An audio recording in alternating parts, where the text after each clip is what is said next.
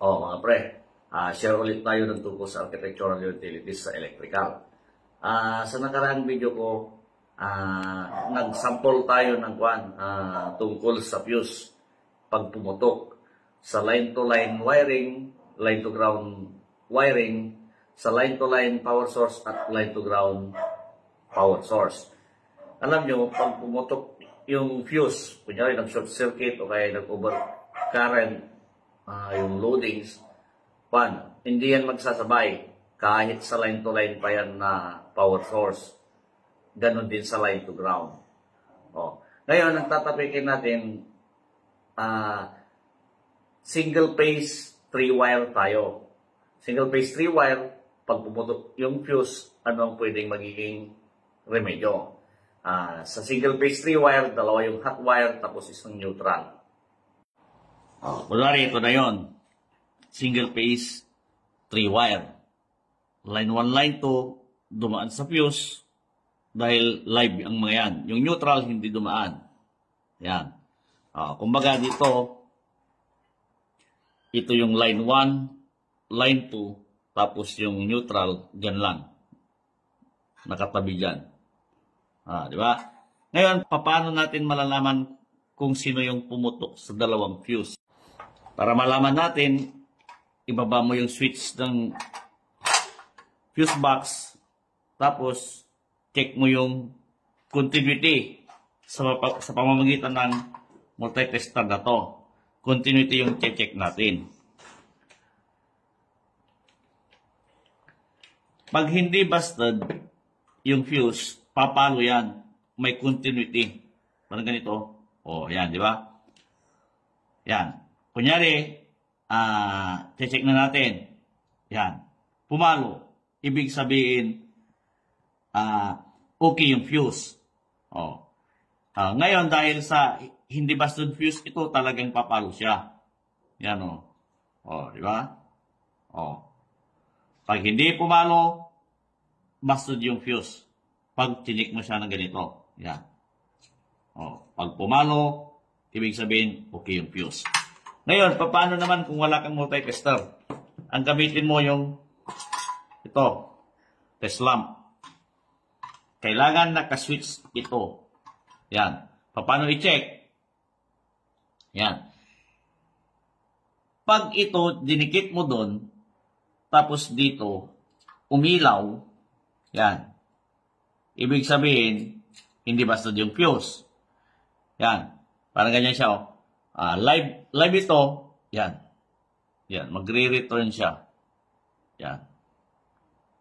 Doon. Ngayon naman, pag, kunwari, ginanito mo, hindi umilaw.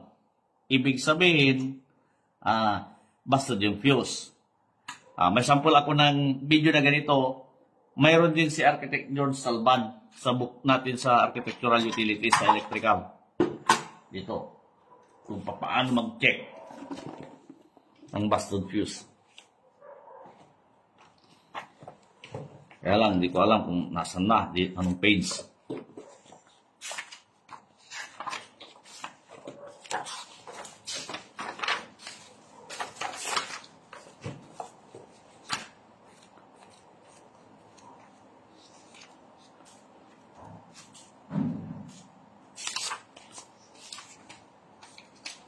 Yan, ito yun, Di ba?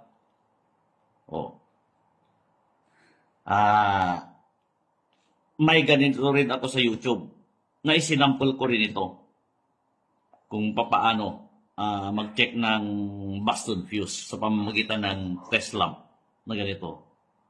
Yan. Yan. Pwede mo rin i-check pala na ganito. Kunyari, andyan yung neutral. Dito tayo. Kasi walang wire yan eh. Yan. At kanina, ganito. Pag gumilaw, hindi basta yung fuse nito. Pag nilipat mo tapos hindi umilaw, ibig sabihin, hindi makatawid. Yan Hindi siya makatawid dahil putol para makabalik dun. Ngayon naman, pwede rin ganito. Idikit mo dito, tapos doon sa neutral. Yung neutral, walang balat yan. Walang insulation. Kaya dikit mo lang na ganyan, iilaw yan. Kung hindi busted na fuse ito. Ngayon naman, kunyari, ito ang busted, pag dinikit mo dyan, tapos ganyan, hindi iilaw. Yan. Ngayon, kunwari, example natin, ito ang busted na fuse. Wala kang maipalit. May remedyo ba? Natural, wala. Naipaliwanag ko na yan, yung mga naunang video ko.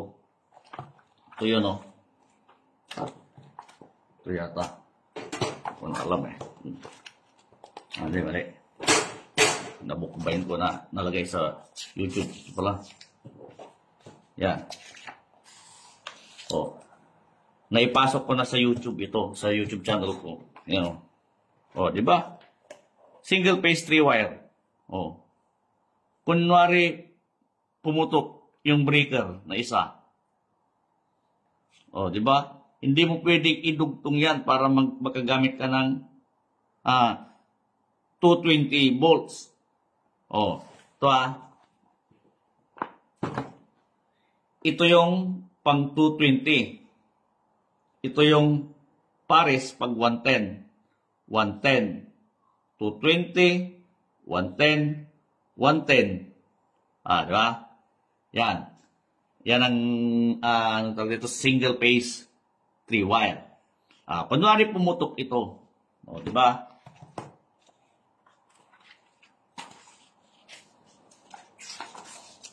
Ano ba yun? Yun. Hindi pwede. Wala nang remedyo. Maliban kung gamitin mo yung 110. 110. Habang ito putol, hindi mo magagamit.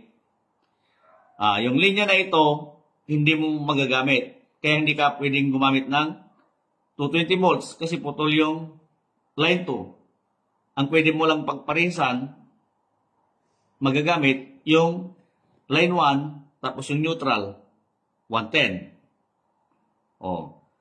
Yung single phase 3 wire, ang voltahe mo dyan, 110, pag may appliances ka na, 110, tapos 220 para naman sa 220 na appliances. Di ba? Ibig sabihin, pag ganito, pumutok ito, ang magagamit mo lang na linya, ito. Pag pumutok naman ito, ang magagamit mo lang na linya, ito.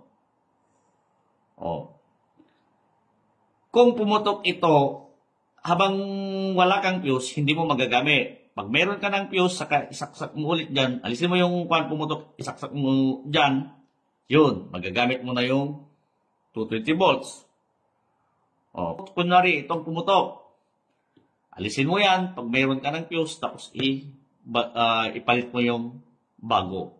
Magagamit mo ulit yung 220 volts. Diba? Okay.